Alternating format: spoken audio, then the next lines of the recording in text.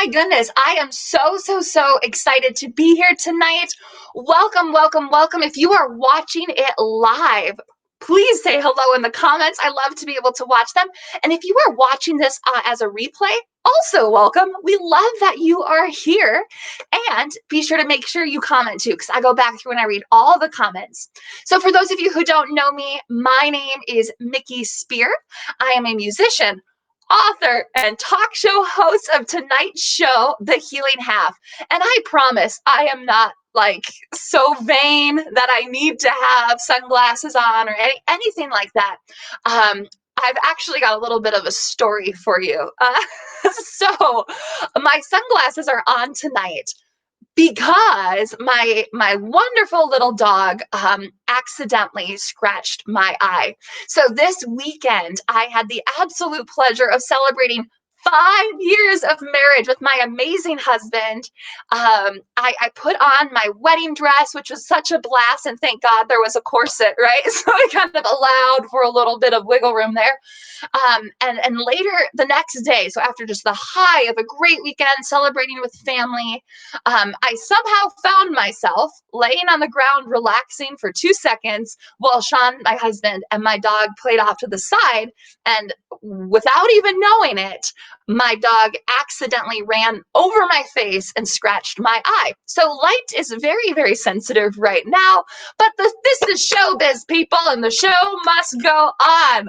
So thank you so much for everybody who's here tonight, for putting up with my sunglasses, and for everybody who wished me a happy anniversary. Because of the screens, I have not been able to be on Facebook and on my email as much as I would like to, just because the light hurts my eye. But I get these notifications that a lot of you are wishing me happy anniversary. So thank you so much for that. I really do appreciate it. So for those of you who have never been here before, please know I don't usually wear these glasses during the show. I just wanted to give a little bit of background on what the show is. So when I was 13, my mom passed away from cancer, and I spent the better part of the decade pretending I was fine and that there was nothing wrong with me, and I'm not sure why people keep asking me about it. And of course, you can only do that charade for so long before things start to seep out. So thankfully, and we'll go into my journey a little bit later tonight, I was able to go to counseling, and I was able to start talking about owning my story as the thing we're talking about tonight goes. And I decided, I wanted to create a show that I wish I could have kind of looked back and referenced when I was in that spot, to not only have guests on and musicians on and all things that foster healing with all of our scars, whether it's grief, disappointments, fear, whatever it is. I wanted to have a show that addressed our wounds, but also taught us how to help others who are in a really tough spot in those situations where we're like, man, I don't really know what to say. So that's the Healing Half. This is a one-of-a-kind show. We've got a musician on every show. We've got a lesson and a dearly missed dedication. So I'm really excited to be able to do all of that. And thank you again so much for being here. If you're here, leave a comment. I love to know who's able to watch, and I get to go back through all the comments later on.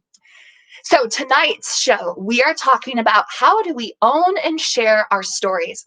For those of you who've been watching for a while, I did a lesson a couple weeks ago on knowing our story, and today's the follow-up to that. But if you didn't catch that one, no worries. I promise I'll do a recap of it. But the basic principle is know your story, own your story, and then share your story, right? So we've got lots to cover today, and everything we are talking about kind of fits really well right into it. So the first thing that I wanted to do is our dearly missed dedication, who was dedicated by our guest tonight, Annie, who you guys get to meet in a second.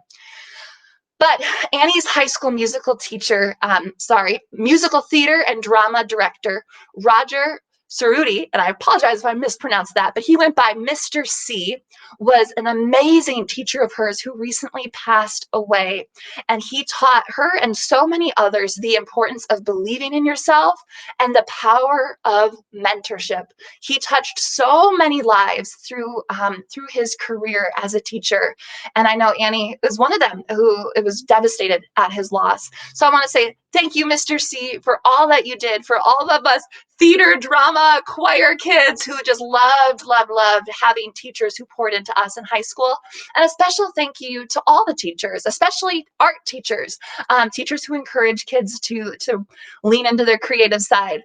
I have no idea if I would be here if I wasn't able to do choir throughout high school and have people encourage me to lean into the arts. So thank you, Mr. C, for all that you did. To his family listening, our hearts are with you with your recent loss.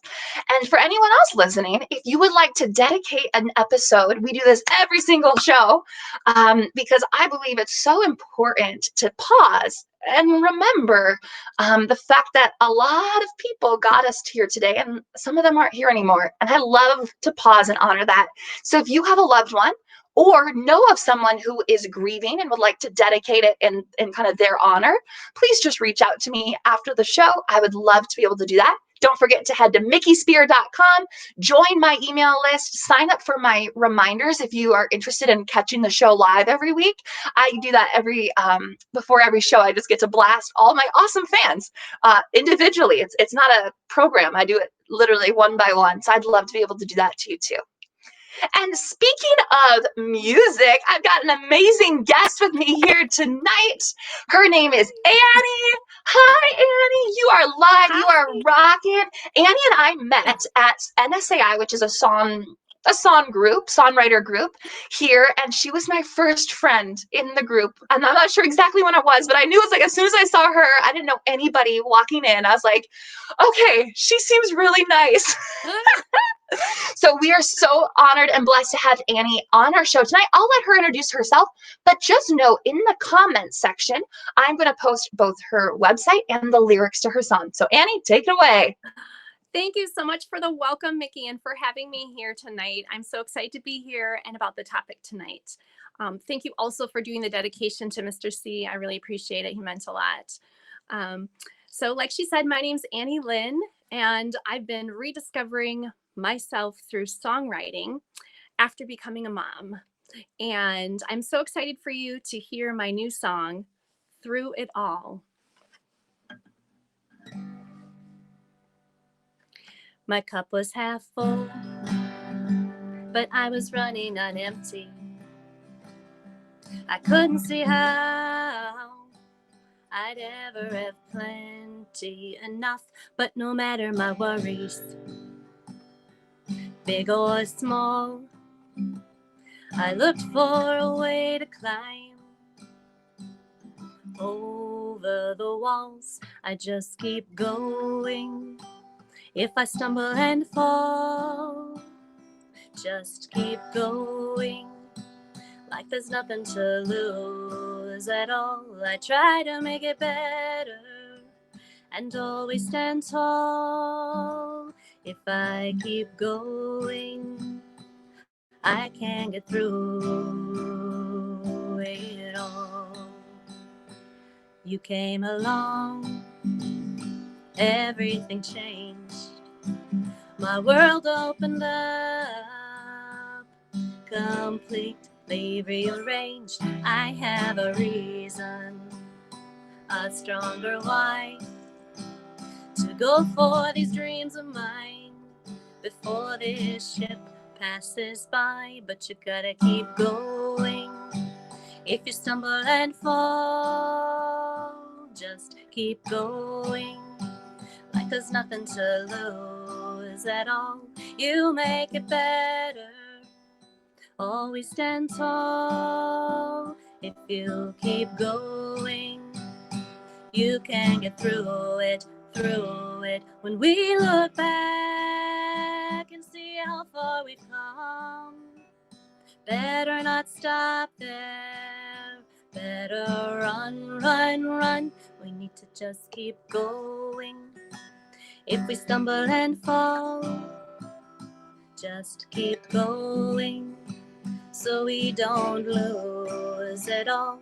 Together we're better, so we can always stand tall. If we keep going, we can get through it all.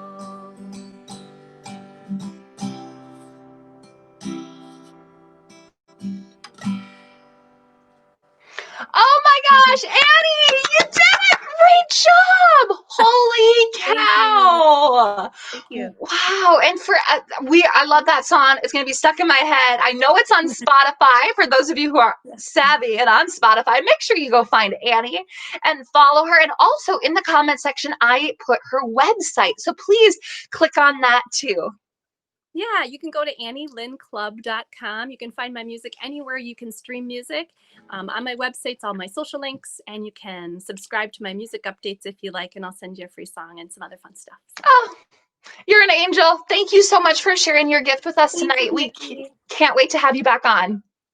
Thank you so much. Good night. Night. Oh my gosh, you guys, it is such an honor to be able to host local musicians, people that, you know, you might not really cross paths with before. We're all just trying to make it and get our good light and our good songs out there. So we really, really do. I speak, I think, for all musicians when I say when you follow us on whether it's Instagram or go to our websites, we so appreciate that.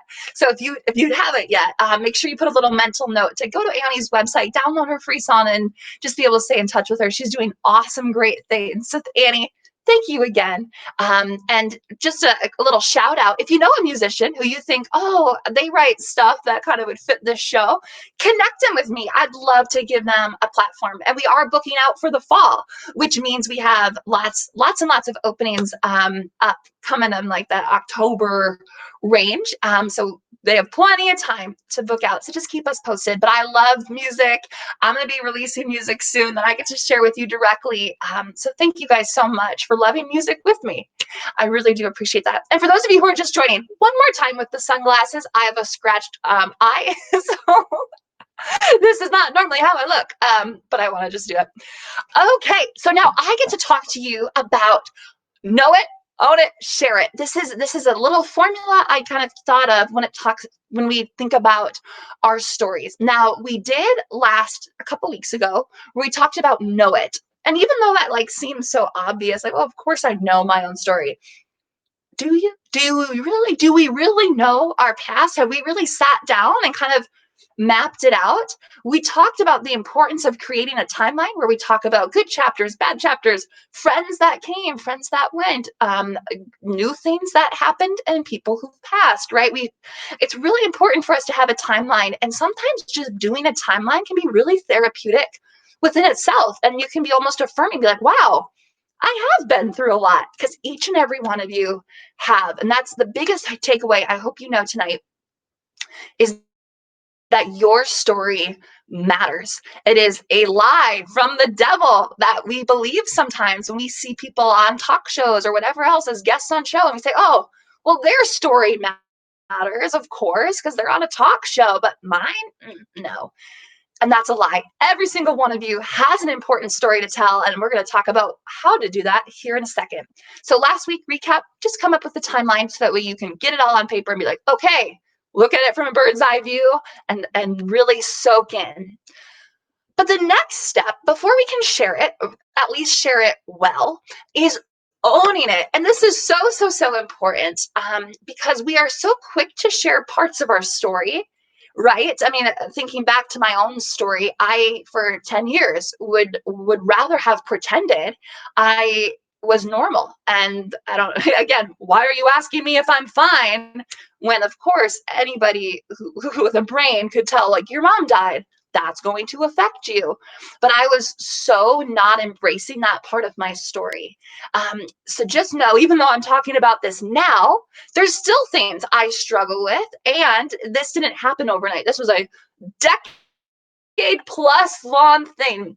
So it's good to understand right off the bat, there are going to be parts of your story you're not going to want to share.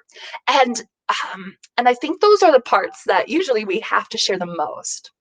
right? I didn't want to talk about my mom died. That was really, really hard for me because I cried and I was so embarrassed to cry, especially to a stranger. Like it, right? But obviously through this show, that's a cornerstone. And I wouldn't be here and you wouldn't be here if I didn't take that step and say, you know what, I'm ready to talk about it. And that goes for all parts of our stories too, not just a really, really dramatic one like a mom dying.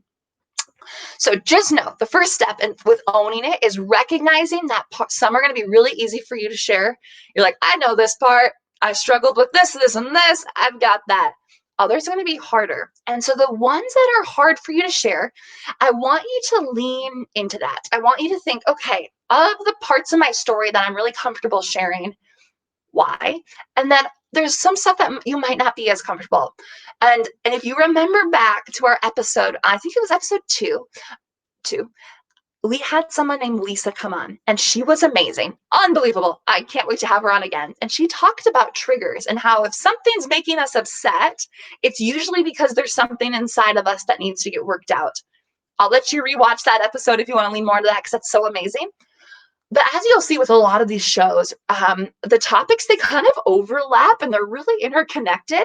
And in the same way that when someone really upsets us, it's probably more about us and like an insecurity we have or a pressure we're putting on ourselves than it is about them. Because there are thousands of things that could upset you every single second of the day, but for some reason, that one cut through. And in the same sense, when we are ashamed about part of our story, people can get under our skin a lot better.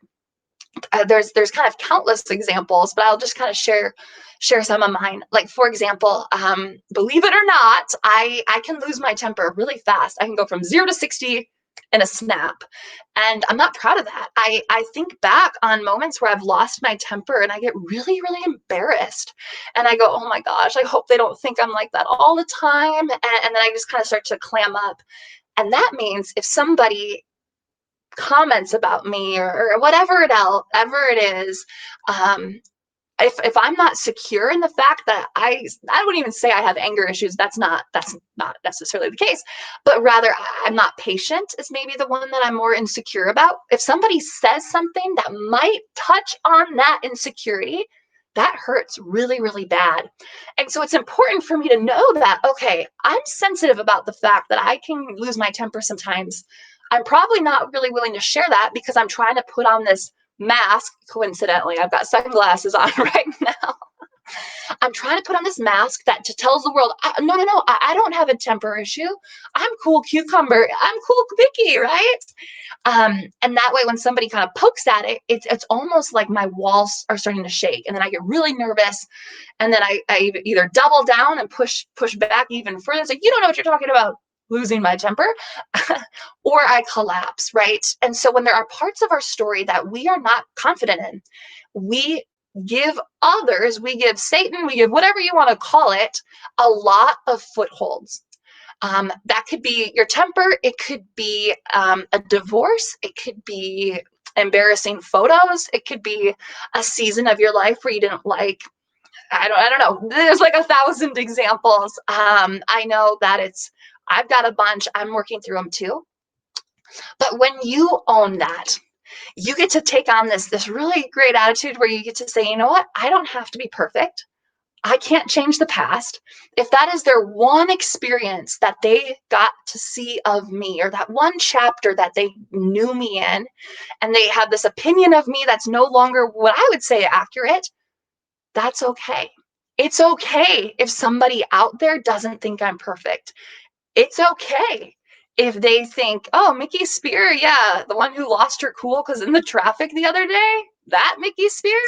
Um, that's okay. I know so much of us wanting to hide parts of our story or parts of our personality or whatever it is that we're not proud of is so much trying to get other people to accept us and trying to get other people to like us. So how do we do that? Well, one way is we can reframe it. So those ugly parts, whether, again, there's so many examples, but it could be, again, embarrassing photos, videos out there. You're like, oh gosh, what was I thinking back at middle school? All that stuff. But it could be even deeper than that. Maybe you struggled with addiction, or I know I mentioned divorce earlier. There's lots of examples that are way deeper than embarrassing photos that we kind of would like to hide. And when we reframe it to think, okay, I'm really quick to share the fact that I struggle with X, Y, and Z, or that I went through this hardship. Why am I not able to apply that same kind of laissez-faire attitude towards this struggle? And sometimes when you just remember that it's a choice, right? You can have that same attitude towards your problem that you think is such a monster as you do with these other things. Back to those triggers, they both could upset you. You might be really good at sharing the fact that your mom died after lots and lots of counseling. Other people, you can't touch it with a 10-foot pole. It's the same story, but it's for different people, it's different connotations. So just remember, you can change how you feel about part of your story. And the best way that I kind of do it, again, I'm a massive people pleaser, recovering perfectionist, struggled with a lot of things my whole life. But I have this thing that I tell myself, and I call it the yep attitude, where you just say, yep, that happened. That was embarrassing. I lost my temper. I wasn't on my best behavior. Whatever it is that I am not proud of, yep, that happened. And so that way, when somebody says something to me, I don't have to impress them. I don't have to be something for them that I'm not. And I can say, yeah, that's part of my past, but my past is unchangeable. So if you want to get to know me now, great. I'd love to do that. If not, that's okay. It's okay if somebody is walking around out there with an opinion of you that you don't get to control. Because here's the hard reality that I know I've had to accept, and I'm still working on accepting. We have no control over what people think of you. You can be the perfect peach, and somebody's not going to like peaches, right? Amen, right? And so we work so hard at sometimes trying to control our past narrative. And sometimes you just have to say, you know what? So what if my whole high school thought this about me? Or so what if I made a fool of myself in college? So what? Like, the past is unchangeable. You are not your past. And that can go, of course, for personal things, but also things that were not choices, like a death, a loss, an addiction, all those things. You are not your past. And so I have the yep, like that happened. I am not going to pretend anymore. And I love the phrase, your unchangeable past. You can't change it. There's no need hiding it, because when we own it and we say, yep, this is me, these are the decisions I made, these are the things that happened to me, all this stuff, you never ever ever have to be ashamed about it. I promise you, right? We live in a world that loves to make us feel bad about ourselves, when we don't fit that perfect whatever it is.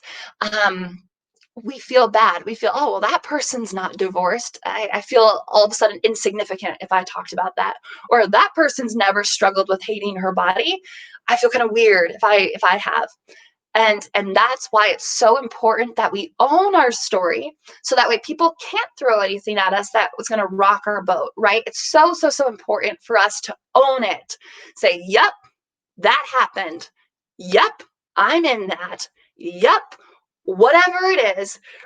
Remember, our focus should be on walking with God and letting Him in on our journey, and not trying to impress other people, not trying to control the narrative, and not trying to be perfect.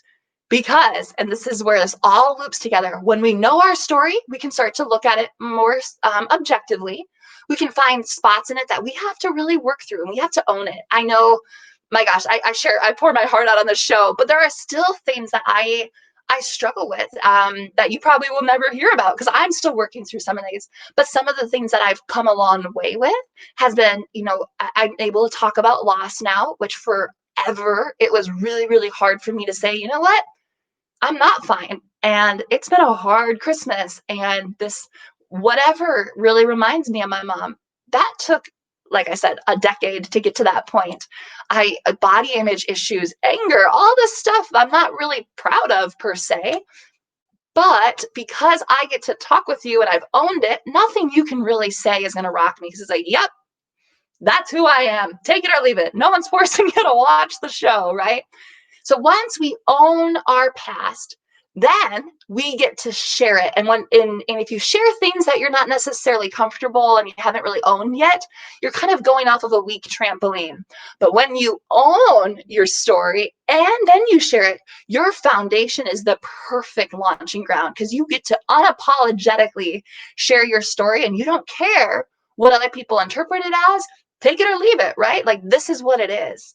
So know it, own it, and that's a lot of work, and I'm not trying to like dismiss all the work it's gonna take to own some of those things we've done, things we've said, chapters that we've been through. And then lastly, we get to share it. So as much as important as your story is, and it is your story, and there's something beautiful as an author. If you haven't downloaded my book yet, My Heart Still Remembers, please go do that. I love to write blogs and that, and I've got other books coming out eventually, so I love to write. When I meet people, I love learning their story, because it's also different. You might think your story is insignificant or whatever, but I think your story is fascinating.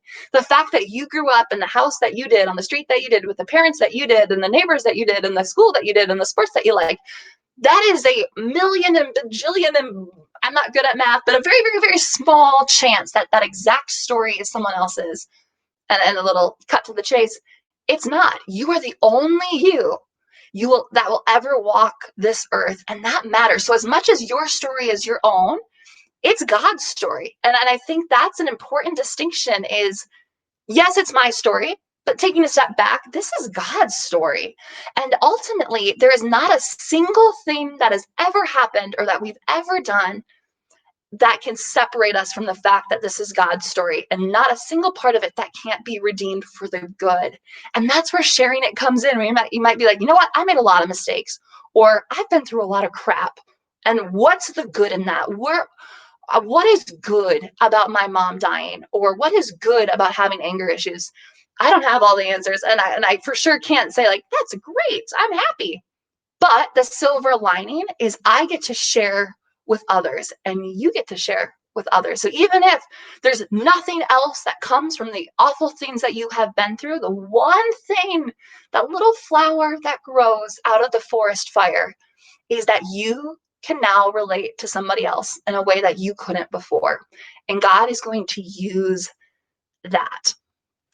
I think a lot of our issues with sharing our stories stem from the fact that we feel like we have to be, if it's a continuum from it just happened to I'm completely confident and I own it and I'm over it, if that's the continuum, we feel like we have to be at the end in order to start leaning into that part of our story, sharing it with others.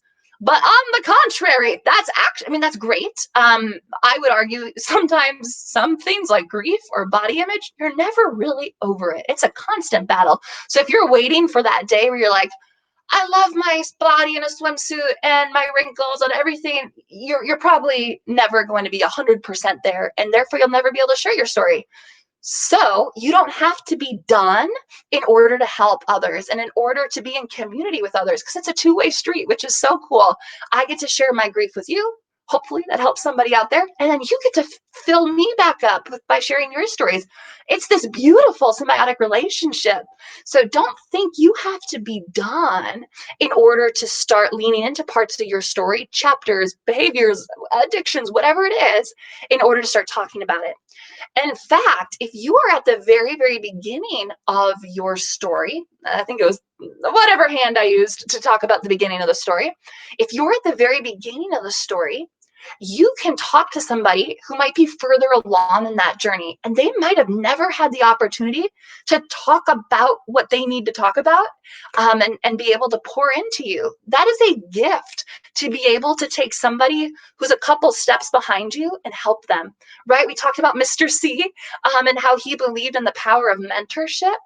When you share, hey, this thing just happened, I have no idea what I'm doing and it sucks, somebody who's a little further along has the opportunity to help you, B, remember when we talk about things, we process them. So they get to talk about it more, which helps them on their journey.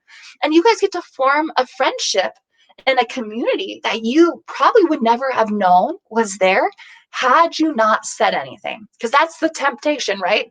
I'm trying to put up this face. I'm trying to pretend I'm perfect and that I don't deal with anything bad. And then that way, you cut off any chance of having a deep conversation. So if you are at that beginning, not only are you going to be a blessing to older, not even older, just people further along in that journey, because you give them a chance to feed back into you, and that feels really good. As somebody who's more not towards the end of my grief journey, but who's out of that initial stage, it feels awesome to be able to talk to people who are at that beginning of their grief. And I know a lot of you on the call can relate to that too. But not only does it help for your mentors, but when you talk about your story and you share it, again, unapologetically, just putting it out there into the world and say, well, actually, I'm going through this. You give somebody else who might be at the beginning of their story the chance to connect with you. And all of a sudden, that lie that we hear all the time which is you are alone, you shouldn't be dealing with this, you should be stronger, blah, blah, blah, blah, blah, blah, blah, blah, blah. That goes away because all of a sudden you have a friend who knows similarly what you're going through. So again, do not believe the lie that you have to be done and you have to be over it to start talking about parts of your story, because you can bless somebody and be blessed in return on any part of that continuum. So wherever you are at along that line, share. It's so important. And another theme of the show, right, we're about to wrap up, you guys, but one of the things that we talk about a lot is when we are vulnerable, we give others permission to be vulnerable. And that's the beauty of sharing it, right? Is you get to be vulnerable, you get to support, you get community, you get to help, and you get to just dismantle the lie that you are alone, because you're not. None of us are alone. None of us are facing something that is so astronomically extreme that not one person on this planet can relate to in the slightest, right?